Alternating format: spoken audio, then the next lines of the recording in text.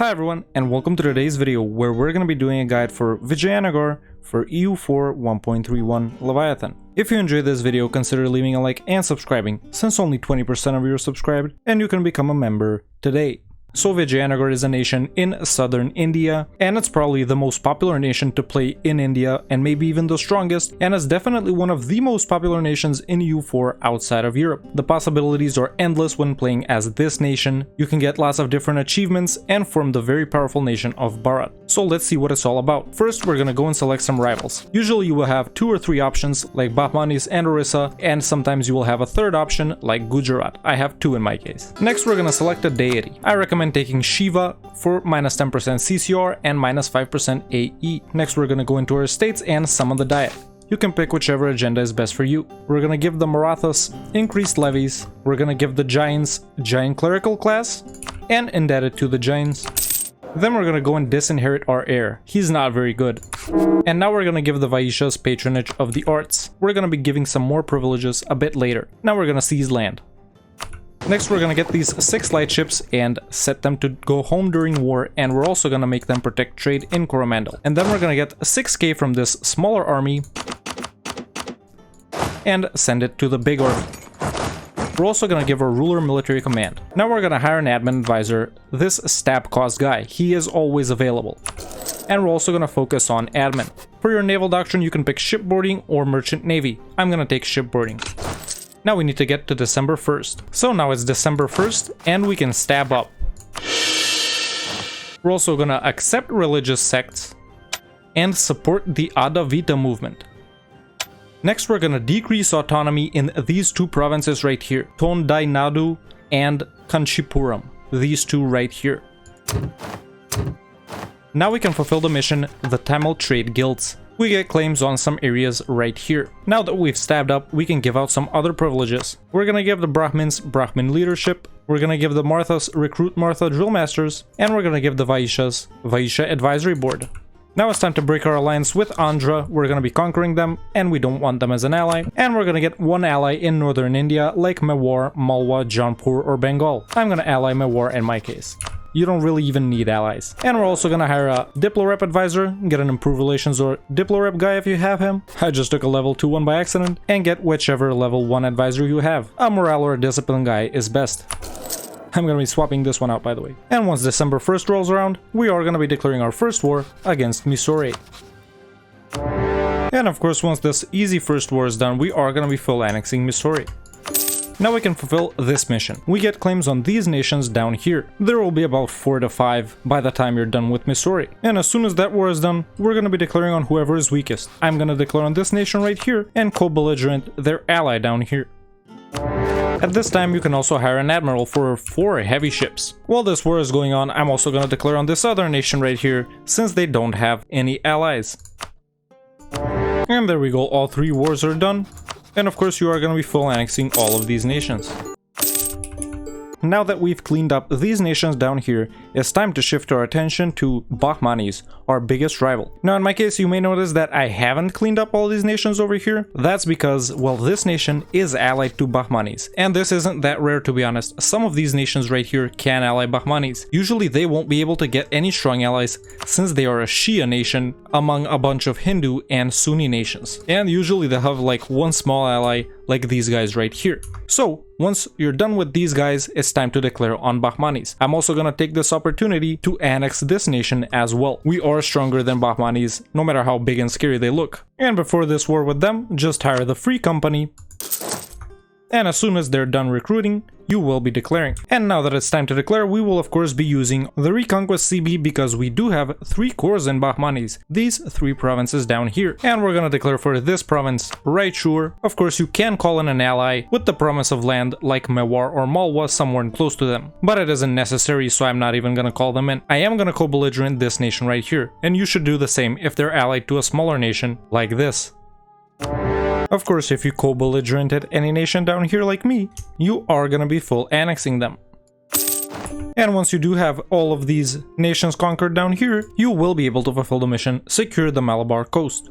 And once you get around 80 to 90% war score versus Bahmanis, it's time to piece them out. In this first war against them, we're gonna take back our 3 cores down here in these 3 provinces, humiliate them, take war reps, and as much money as we can.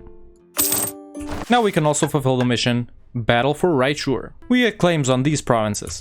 And there we go, it hasn't even been 10 years, and we've taken care of all these southern nations down here, and we've already defeated Bahmanis once. Now it's time to chill for about 3 or 4 years, and it's time to spawn the Renaissance. We will be doing that in the province of Tanjore right here, or in the province of Kudalore right here. This is because they're both coastal provinces, so that's very nice. They're both level 2 centers of trade, which is even better. Both of them produce cloth, which is minus 5% dev cost, and they're also both farmlands, which is another minus 5% dev cost. So these two provinces have a huge dev discount. As we can see on my screen right here, I have 25% total dev cost discount. We're also going to activate the Encourage Development State Edict. I'm going to dev Tanjore right here. It really doesn't matter which one you do, this one or this one. So that's another minus 10% dev cost. We also have another 5 from the Giant Clerical class. So that's a pretty big discount on dev. You should focus on deving up production mostly and mill, but if you have the admin points to spend it, do it.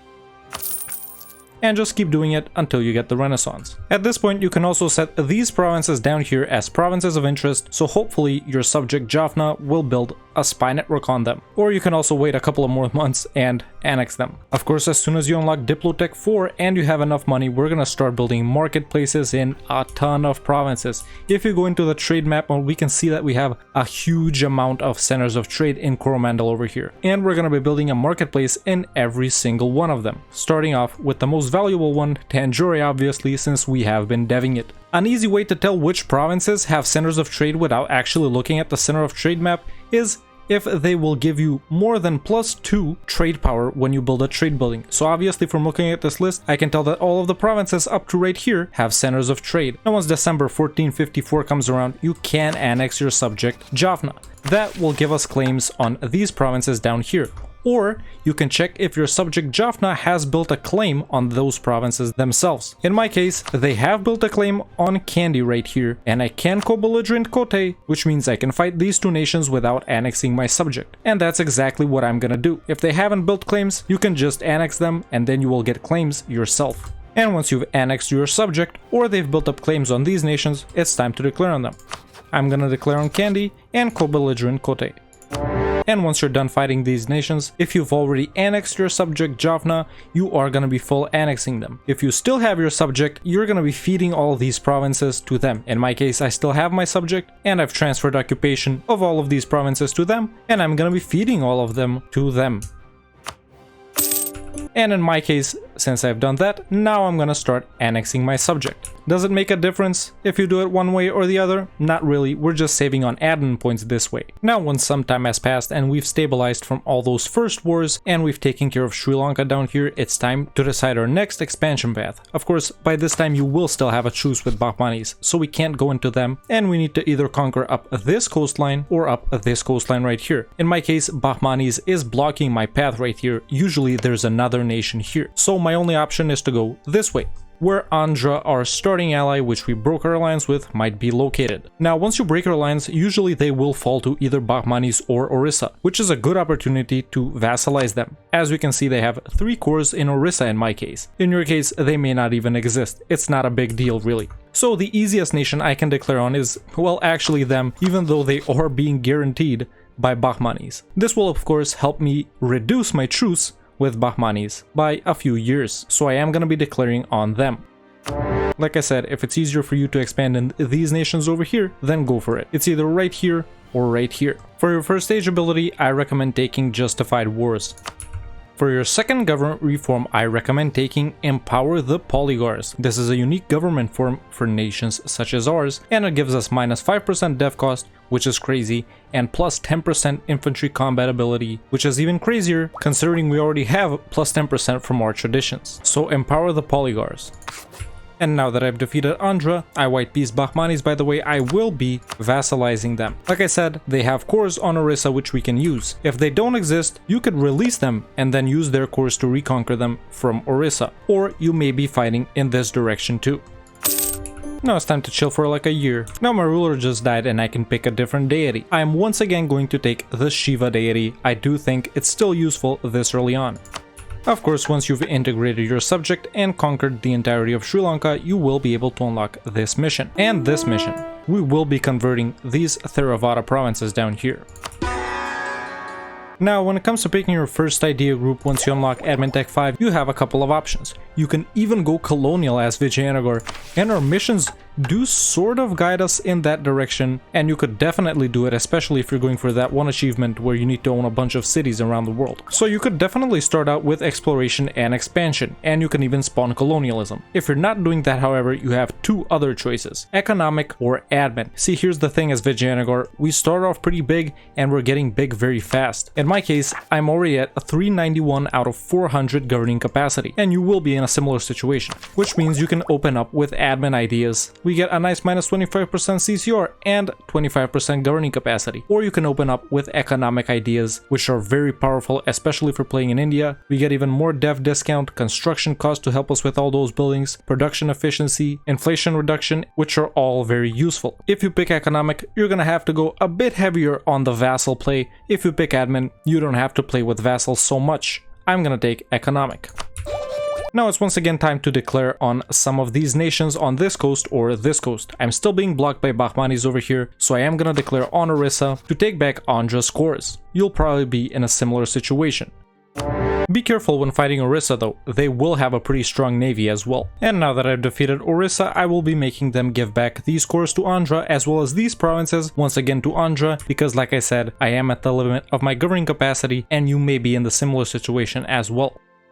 Now it's time to chill a bit and get ready for a second war with Bahmanis. By the way, when you do embrace the Renaissance as Vijayanagar, don't knowledge share to your allies. That way it'll spread fast around all the other nations. We don't want these other nations getting it, because if they do, they will be on the same tech level as us. This way we can overtake them in tech. And once our truce with Bahmanis is up, it's time for our second war against them, where we're gonna be taking some of these claims right here.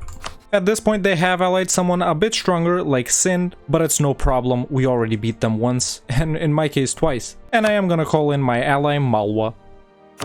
Now in the second war against Bahmanis, here's what we're gonna be taking. We're gonna take the province of Devarkonda, we do have a claim on it. We're gonna take the province of Bijapur, we also have a claim on it. And we're gonna take the province of Pune right here. These are all high dev provinces and they will be a lot of AE, but they're very important and I'll explain why soon. And we're also gonna take all their money. No war reps because we want to bring the truce time down. Now from these provinces we are going to be releasing a couple of nations. From Devarkonda we are going to release Telangana, and from Pune we're going to release Ahmednagar. Now this nation right here has cores on these 4 other provinces, and this nation right here has cores on these 6 provinces. Now I thought about releasing Bijapur from Bijapur, but actually they have cores on a ton of our provinces as well. So we are going to be keeping this province for ourselves. As we can see right here, if we want to release them, they will receive 8 provinces. That's fine, we can just core it. Now it's time to chill a bit. Now that some time has passed, it's time for our next war, once again pushing up the coasts. I do have a claim on this province here, even though Bahmanis is blocking me, because I have the transfer subject, claims bordering claims age ability, which means because I claimed this province right here, I can chain claim the next province, even though this province doesn't technically border me. So I'm gonna be declaring on this nation right here. You could also be declaring over here, or maybe over here in your case. We're just picking off weak nations. Now I've defeated this nation, but they're also being declared on by Gujarat. So I am gonna vassalize them, and then I'll be dragged in as the overlord in the war against Gujarat. A pretty nice opportunity, you guys are probably already familiar with this tactic, and you could use it if you find yourself in a similar situation. And there we go, now I am the war leader against Gujarat, basically continuing my expansion in this direction once again. This nation that I vassalized has cores over here, and I will probably vassalize Gujarat as well, because they also have cores over here. This will also help me manage my governing capacity. Something else we can do to manage the governing capacity is give out one of these privileges to the estates. For example, now I will give out Brahmins land rights for plus 100 governing capacity. We don't care that we're losing absolutism at this point, but we will be removing most estate privileges once the age of absolutism rolls around, as you would in any regular playthrough. And like I said, now I'll be vassalizing Gujarat as well, because they have cores on some more provinces. Now, both of these new subjects of mine do have cores on my allies Malwa and Mewar, so I am gonna have to break my alliance with them. It's no big deal if you find yourself in a similar situation. You are already the most powerful nation in India. And like I said, right now we're focusing mainly on subjects because of the limited governing capacity. If you went with admin ideas, you may not be focusing on subjects so much.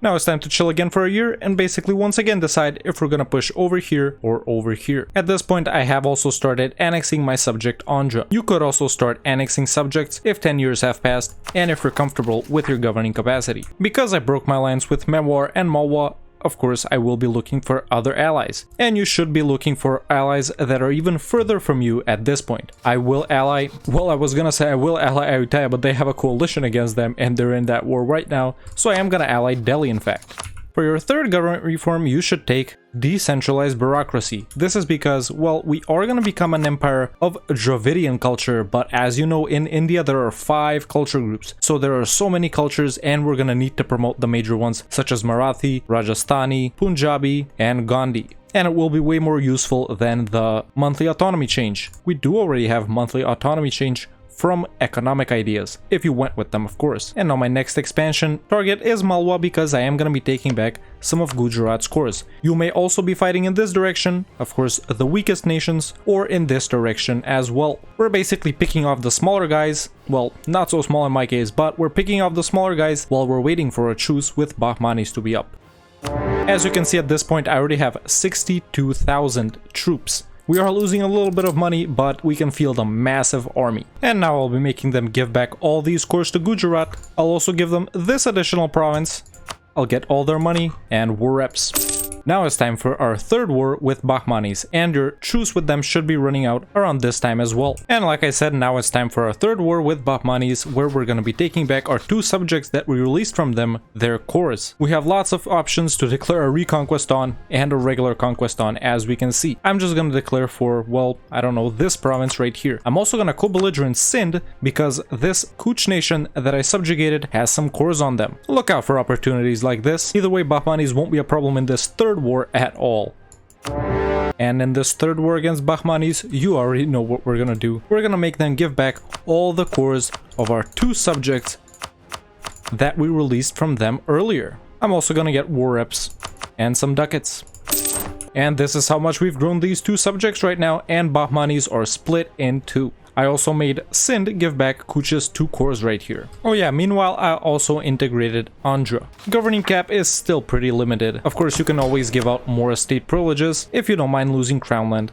And by around 1490, your game should look a little something like this. Basically, we own the entire southern portion of India, we're starting to own big parts of central India, and we're even pushing into West India or East India, depending on, well, which direction was easier for you to conquer in. And we basically own around half of the entire subcontinent. Aggressive expansion isn't bad at all. We just have truces with a bunch of nations, so we're avoiding that. We're building up claims on even more nations, and we're going to be ramping up expansion even more. So we started out by clearing off these nations right here. That was the first thing you were supposed to do. Then we knocked out Bahmanis in our first war, took back our cores against them, conquered Sri Lanka down here, pushed into this direction a little bit, second war against Bahmanis, where we got provinces to release Telangana and Ahmednagar from, then conquered more in this direction or this direction, depending on which was easier for you, got some more subjects because we were limited by governing capacity, and also it's very easy to release and reconquer subjects' cores. It's a lot less of aggressive expansion, it's a lot less cost to core for us and for them, and we're saving on admin points since we are working on an admin idea group, either way, depending on if you picked economic or admin. Then we expanded some subjects, you should have done the same, and we fought our third war against Bahmanis, where we basically completely obliterated them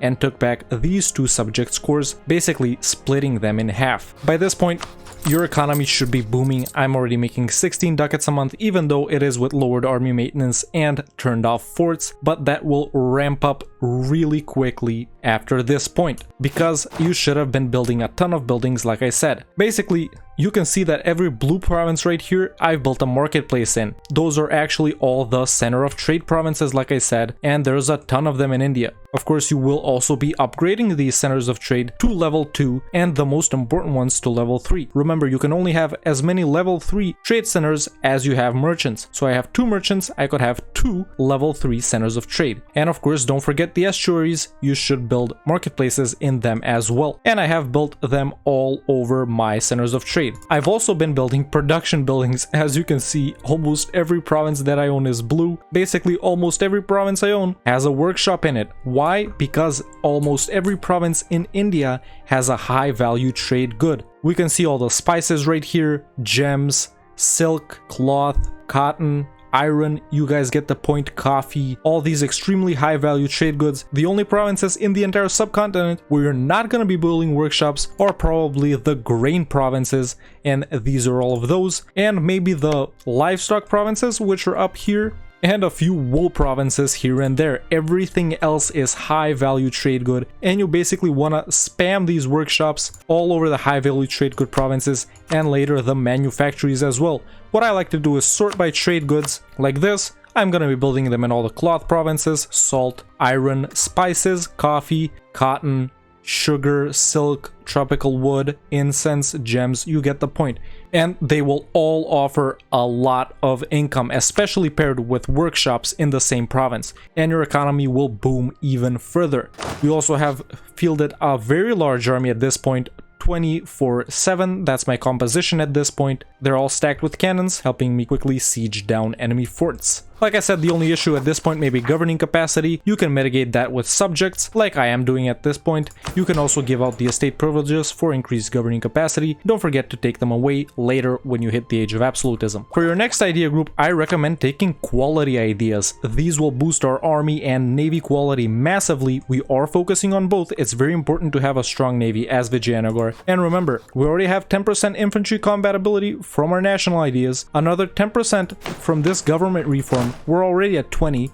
With quality ideas, we're gonna get another 10, we're gonna be at 30. We also have plus 10% cavalry combat ability from our national ideas, another 10 from quality. You could even get innovative for another 10% to be at a massive 40% infantry combat ability. So I do recommend quality for your second idea group. For your third idea group, I recommend picking trade, since later down the line you are going to be moving your trade capital to Gujarat or even further west. Not that Coromandel isn't a good trade node, but you want to be routing further, basically from Bengal to Doab to Lahore to Gujarat, from Deccan to Coromandel to Gujarat, maybe even to Hormuz, maybe to Basra, maybe even the Gulf of Aden, maybe even in Zanzibar if you went down that route. The further you are from India, the more money you will be making with your main trade node. So that's trade for your third idea group. For your fourth idea group, you could go with another military idea like offensive or quantity. I do recommend quantity because we are missing out on this 15% national manpower, and you might also struggle with manpower a little bit as Vijayanagar. I did struggle a bit, to be honest. After that, you don't really need military national ideas. You could do whatever you want, maybe admin, innovative, diplo or influence, or exploration and expansion like I suggested earlier. It's basically your choice after you take admin or economic, then quality, then trade, then offensive or quantity. For your next government reform, you can take Permanent Marathas Council. This is a powerful one for Indian nations. We get land leader Shak and Marathas loyalty, or you could get meritocratic recruitment. For tier 5 you should get royal decree or general estates, depending on if you want to blob really hard or not that hard. For tier 6 you can take l'état c'est moi, or if you're really planning to blob, regional representation, and for tier 7 you should take political absolutism. Of course, after this point, you will continue to annex your vassals, release other nations that have lots of cores like Punjab up here, maybe even Delhi. If you find a smaller nation like Orissa, they will have a lot of cores here.